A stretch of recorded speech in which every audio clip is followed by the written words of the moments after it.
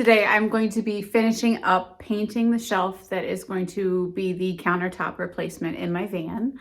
I need to pack my Bluetti because I was finally given the go-ahead and the return labels to get that back to Bluetti and get my replacement. Behind me is the shelf that's going to be in the van, taking over just the counter space that I removed with the big cabinet. I need to paint that. And then once I paint it on the inside, I can put the shelves back in. So I am going to go ahead and get my painting pants on and spread out a blanket. I can go outside and I will if it's warm, but quite frankly, today it's really cold. It's not comfortable. And it'll also kind of change the way that the paint dries and things like that. Yeah, that's the plan. Watch out, watch out. All right.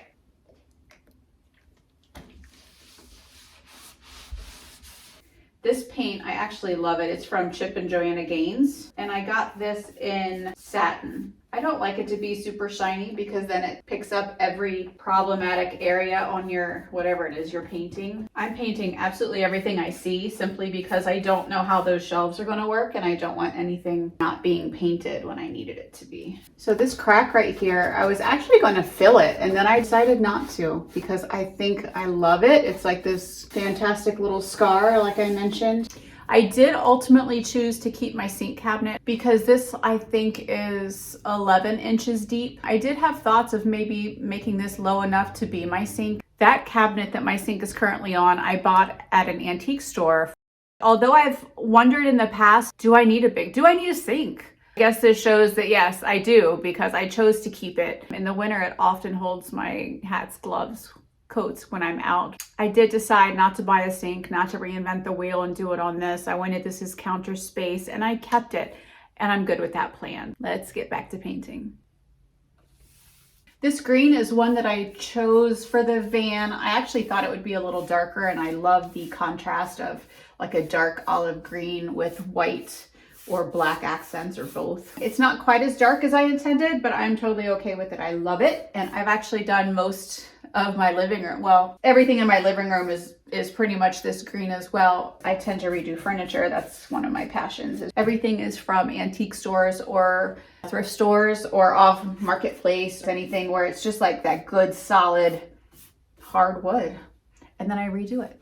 If it's something that's beautiful the way it is, but it just won't go in my house the way it is, like some of the mid-century modern type of things that are gorgeous with the types of wood that they have in the design, I won't even buy them because I'd have to paint them to make them work and I won't do that. So I just have to enjoy them from afar in other people's homes, I guess. So on this side, on the top here, this is what I don't want to paint. I'll paint this, I won't paint that.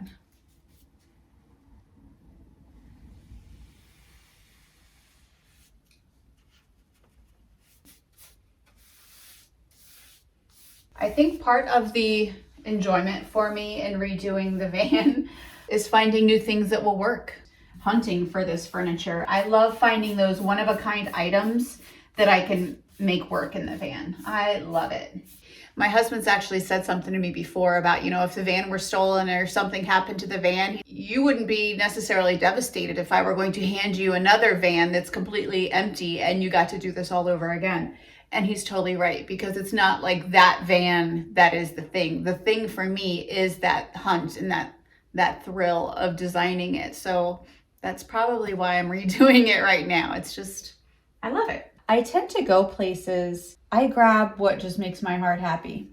If I feel that someone else could actually use it or, it's more important to someone else, I'll try to let myself let it be. But some things I'm just like, hey, at some point I'll find something to do with it and I'll buy it. However, I have a cabinet. Unfortunately, that is where a lot of these things go. When I buy them, I don't necessarily have a spot for them, or perhaps the spot doesn't work. That happens to me a lot too. And those things tend to get placed in this cabinet. Because what if later on I'm like, hey, this telephone that I probably have 3 of in my house already, they don't work. Now I need it. Now I have the perfect spot. Next up on the agenda for today is to go back out to the van, kind of reassess the bed, which I snuck in there last night. It was a little dark, so the pictures aren't great. I have new curtains, the same blackout curtains I used up front as well as in the back and under my bed. I bought another pair of short ones, and that may be my answer for the footboard. I'm not sure. We'll figure that out. Already ironed them. Everything should be good to go as far as they are. And I may even be able to cut them in half and get 2 sets of curtains or 4 pieces. So, ooh, and true to my form, I bought something from a gal off the marketplace. It's a small little table that I think will fit in the van, won't be permanently in there, and I'll tell you why in a little bit. I tend to buy things that I see and I have big visions for, and they don't fit, or I change my mind. I do this. However, there's a backup plan with that table because I also need an end table in my living room. So if it doesn't work for the van, I'll keep it in here. Let's see. I am headed to meet the gal in marketplace for the small table. So let's hope it's what I want it to be. That's always the gamble, and maybe part of the rush. It's metal and it's pretty cool. I like it a lot. This actually is fairly ugly.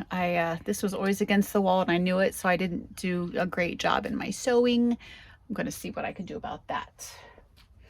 Also, as far as this bed goes, interestingly enough, it will slide under there. So I want to make it to where it's stable and that it doesn't go left and right, but I do want to make it to where I have some type of